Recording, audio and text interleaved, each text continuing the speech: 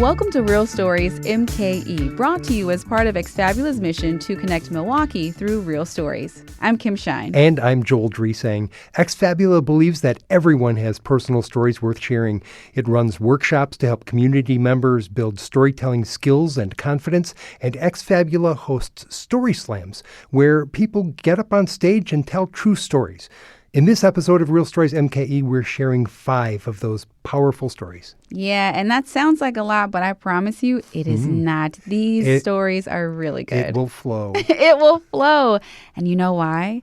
Because our theme is water. Hey! Water flows, cleanses, it teaches lessons, and in this particular episode, it can also make us laugh.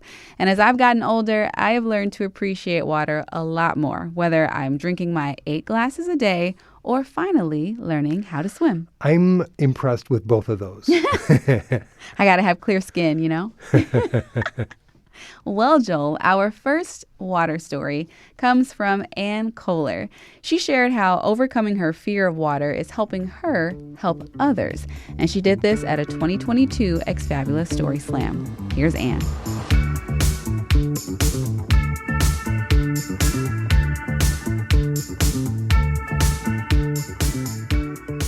So this is the first time I am publicly sharing the story of the swimmer who was afraid of drowning.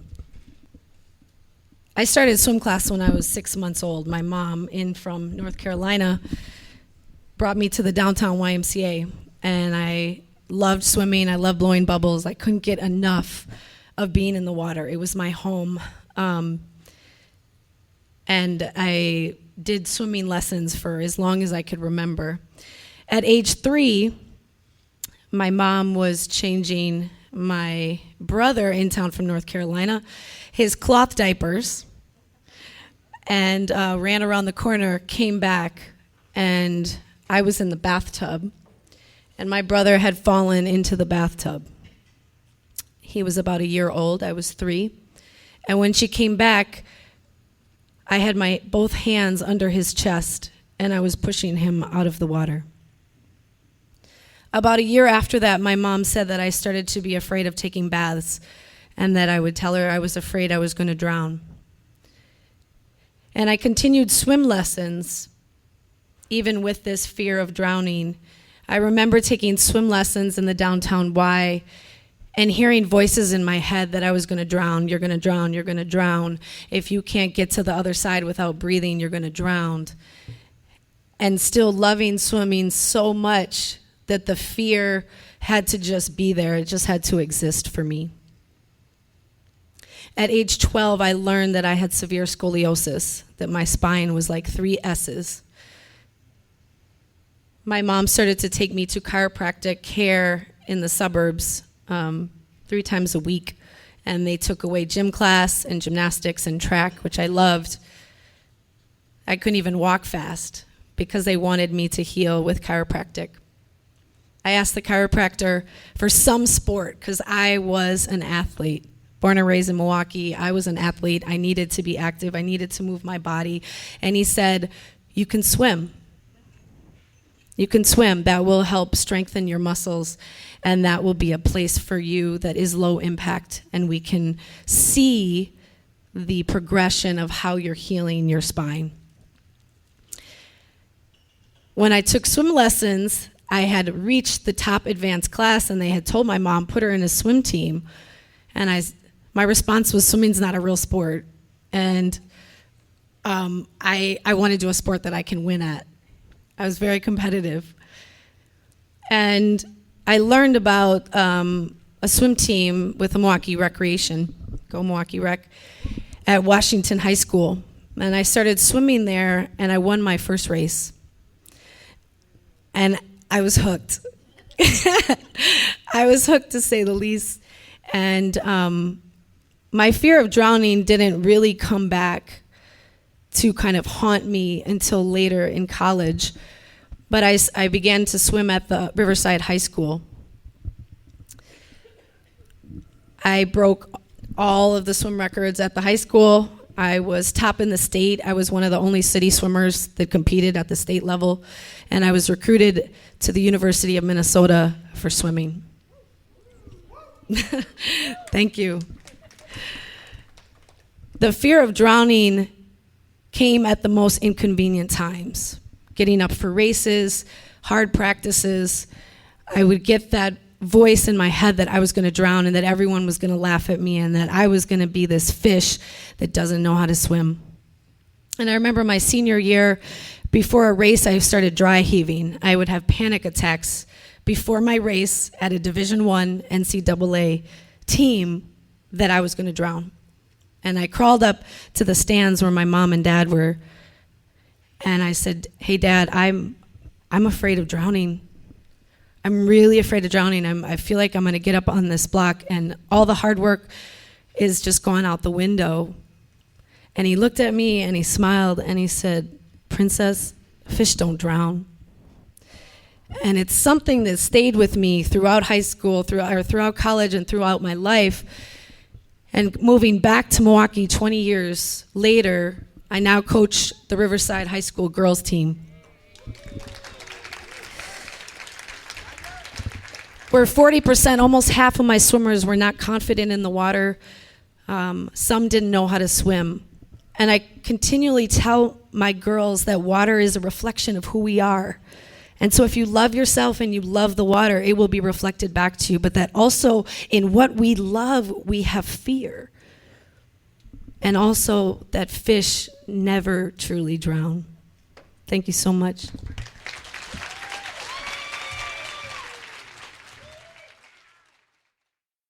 And that was Anne Koller. And since this talk, she has continued to deepen her work with the healing power of water. She teaches H2 Flow, which is a warm water restorative class with MKE Rec that helps rebalance nervous systems and reconnect people with their bodies through gentle, fluid movement. Our next water story comes from Chris Selin. At a 2023 Story Slam, Chris told about the time she learned that for all its powers, water cannot save love. Here's Chris.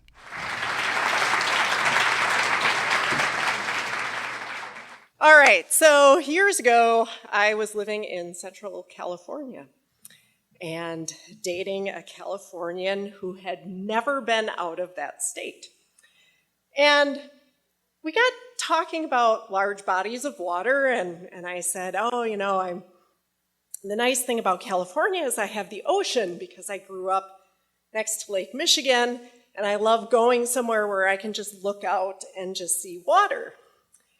And he said, well, you see water, but then you see Michigan. And I'm like, no, you don't. And he says, well, of course you see Michigan. It's right there. And I said, well, it's a Great Lake. Like, these are 5 of the largest bodies of fresh water in the world, and it's at least 90 miles between Milwaukee and the Michigan border. And the express ferry takes 2.5 hours to get across. And he's like, no. There's no way you can't see Michigan. I'm like, okay, let's talk about horizon lines. Like, you can only see 3 miles on a crystal clear day, if you're on a flat surface. No. So it's like, oh my God, whatever.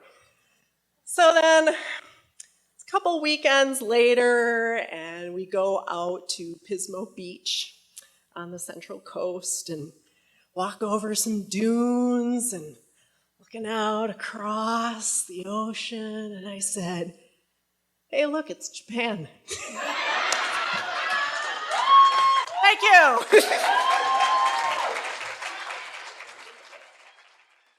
That was Chris Selin, and we got an update from Chris. She said, hopefully the recent 50th anniversary of the sinking of the Edmund Fitzgerald has been an opportunity to re-educate the masses on how expansive the Great Lakes actually are. Anne says she's truly pleased that her unfortunate relationships with the opposite sex continue to provide merriment for others. And for those who want to tell stories in public but are scared, Chris wants people to know that Ex Fabula is a safe, supportive environment. That's good to hear. Good to hear and very, very true. Now, our third water story comes from Rose Burrell. Rose shared her tale of discovery along the water at a March 2025 slam on Tales from Milwaukee. Here's Rose.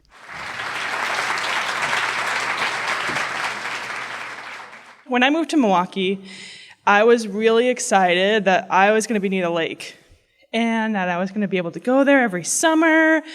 And one summer, I was told that the beach at Bender Park was the best one to go to. So that's where we went for the first time.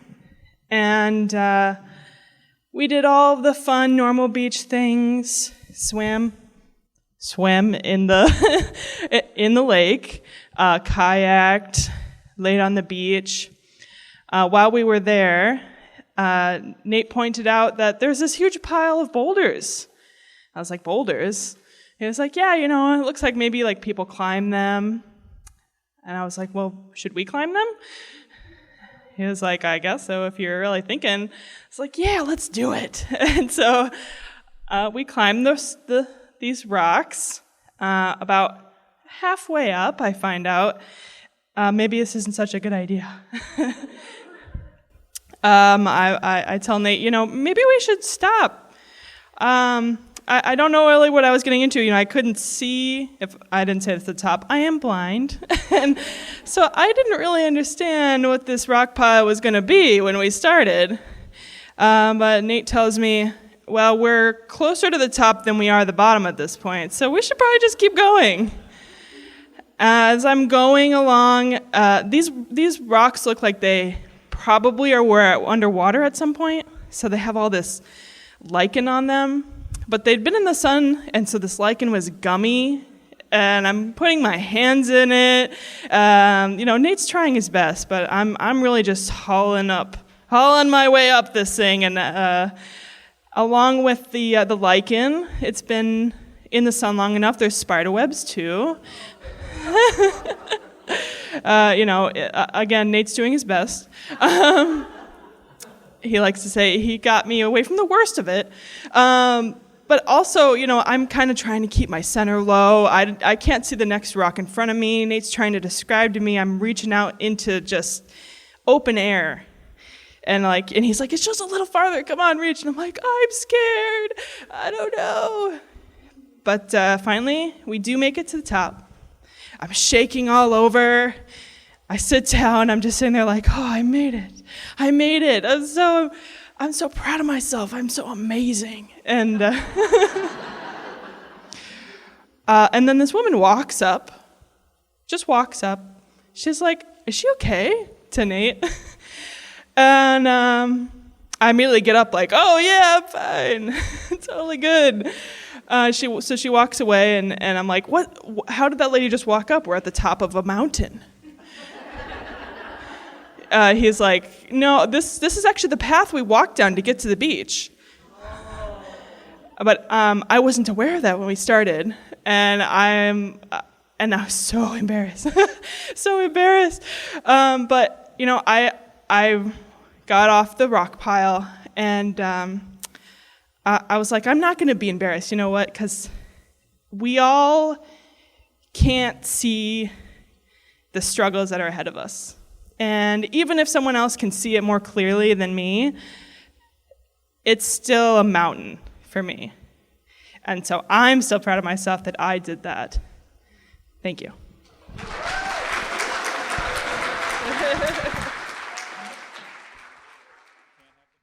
That was Rose Burrell, and Rose works for the nonprofit Beyond Vision. I do really appreciate this nonprofit, and she works in fundraising. She also thought it'd be fun to make sure that all of our listeners, you guys, know that Pierce is her black lab guide dog.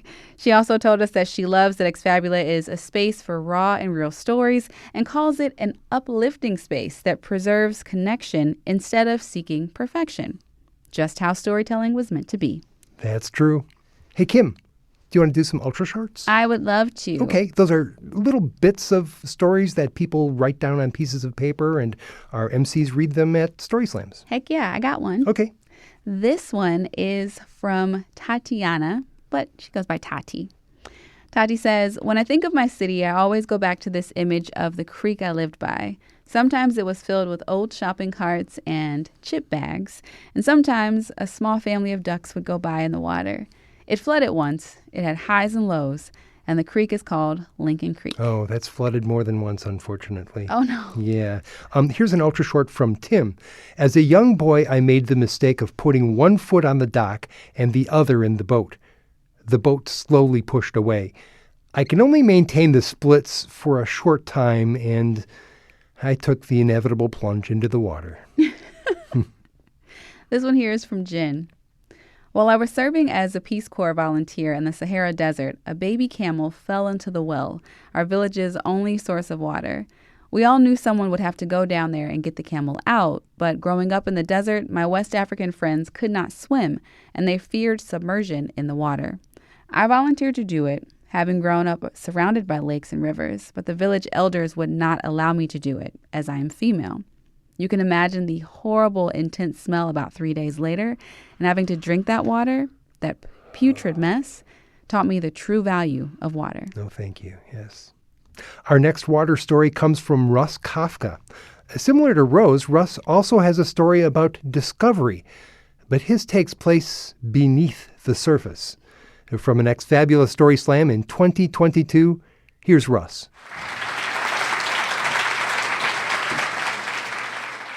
My story tonight is not about clean water. It's about dirty water, the water that runs beneath the street. When I was in college, my summer job was cleaning sewers in my hometown. And we had a crew of 3 guys.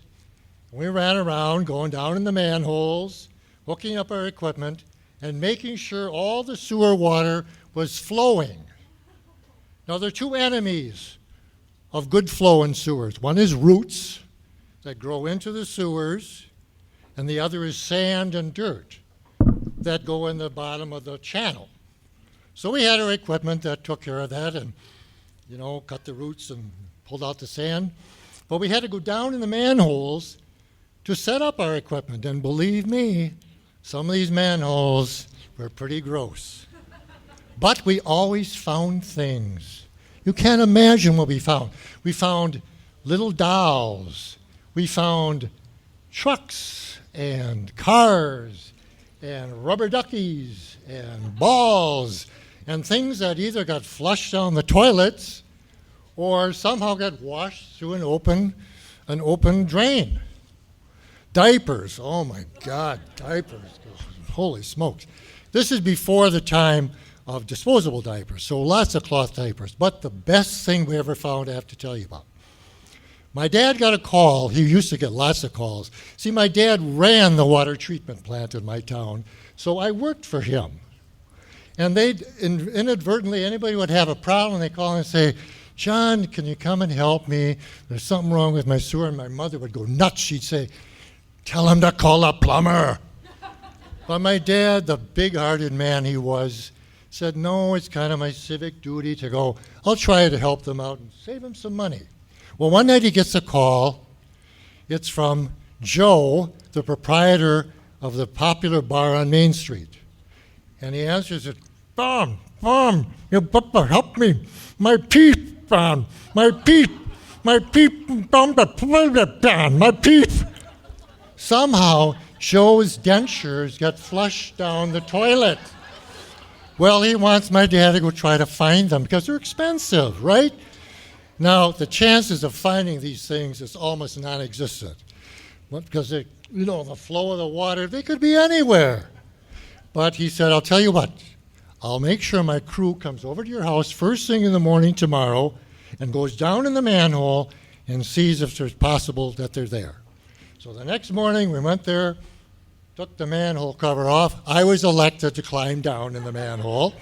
Fortunately, it was a pretty clean one. I had my flashlight, and I'm looking around, peering around down there. The water's flowing nicely. Nothing. And all of a sudden, I see a little glimmer of pink in the muck. So I reached down with my gloved hand. Oh my God, it's Joe's chompers. there they were. So I climbed up the ladder, run across the street, ring the doorbell at Joe's house. He comes to the door. It's like, Joe, Mr. Petka, I've got your teeth. Oh, thank you so much, thank you. He closes the door. I walk back to the truck. We're getting ready. All of a sudden, it couldn't have been 3 minutes. Joe's backing out of the driveway with his car.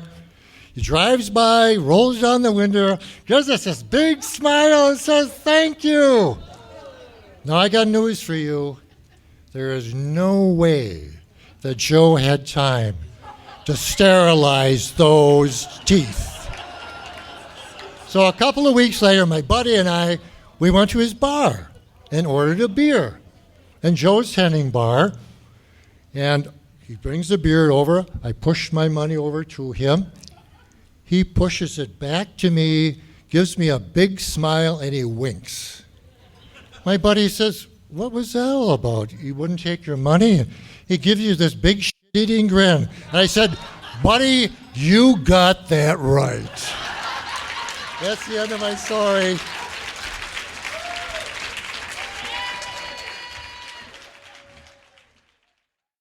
That was Russ Kafka. We got an update from Russ. He said that he's involved in starting a storytelling program at the retirement community where he lives, and he's getting help from Exfabula. I loved his story. It was hilarious and also disgusting at the same time. At the same time. Okay, very nice. Now, everybody, our final water story comes from Brian Hulseman, who in 2022 explained an important lesson that he learned from swimming. Here's Brian.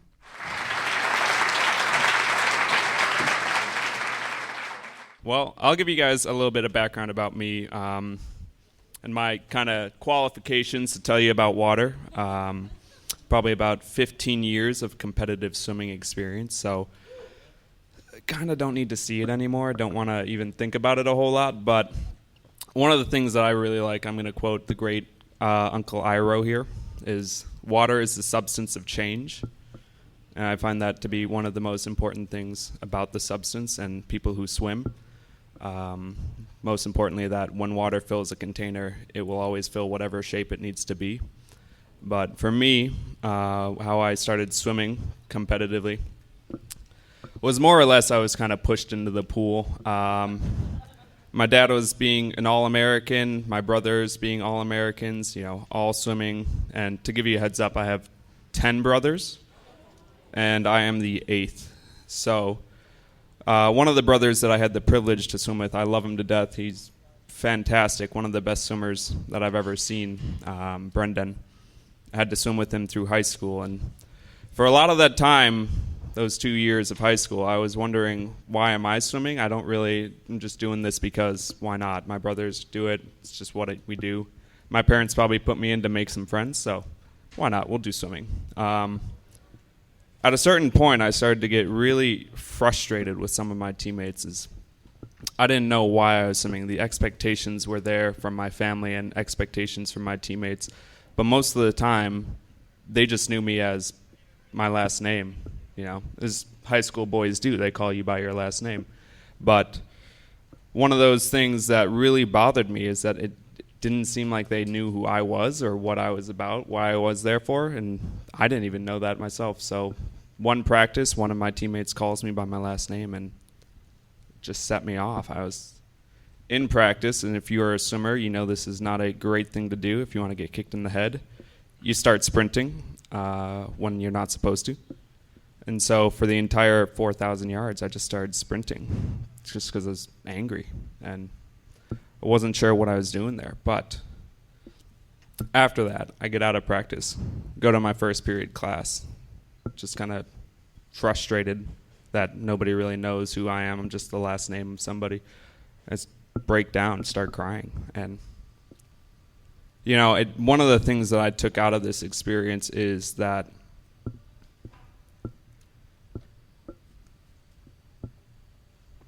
lost my train of thought.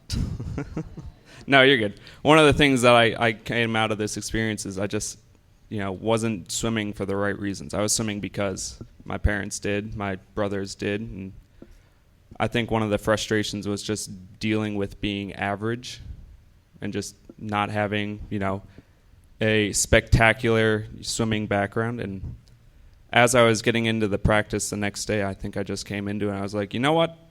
I'm going to do that again. I'm just going to start sprinting.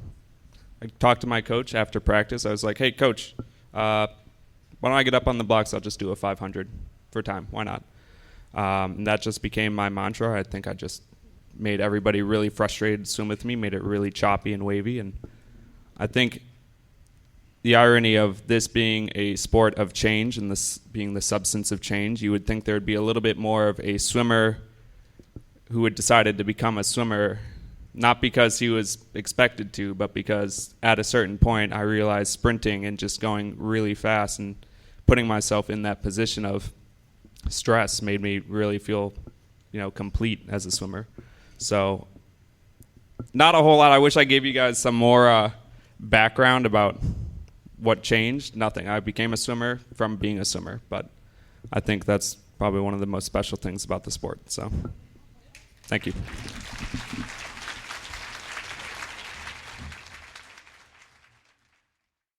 That was Brian Hulseman. Hey, Kim, how about some more ultra shorts? I've got one here from Chris and Anne. The river has its ups and downs. When the tide is high and your house is surrounded, all you can do is go with the flow. Take out the kayak, paddle across the front yard, and delivered freshly baked muffins to your neighbor. That's nice. This one's from Brooke. Once I went to a funeral and someone stood up and said their favorite memory of Aunt Sue was that she took every opportunity to skinny dip. I decided that was an amazing character trait. For the last 3 years, I've been paying tribute to Aunt Sue at every opportunity. I have another similar ultra short from Elaine. Romantic weekend in Door County with my husband. At an excluded beach, I thought it would be really sexy to skinny dip. Turns out the water was really shallow. About a half block into the water, it was still only up to my knees. And not so excluded anymore. Okay, guys, that is all the time that we have for this episode of Real Stories MKE. But don't worry. Exfabula has been at this since 2009, and there are way more audio stories available at exfabula.org/radio. That Exfabula website lists upcoming storytelling workshops and story slams. Check it out. Attend an event. Maybe we'll get to hear one of your stories. Yes. You can also connect with Exfabula on Facebook and Instagram, and you can keep up with Real Stories MKE wherever you get podcasts. Thanks to everybody who makes this program possible, including Exfabula staff, the storytellers, our producer, Jasmine Gonzalez, and our favorite audio engineer of the entire year, Sam Woods. Thanks as well to all the Exfabula members who support this show, our public slams and workshops, and of course, our special projects. For Real Stories MKE, I'm Joel Dresang. And I am Kim Shine. Thanks for listening, and consider telling your story.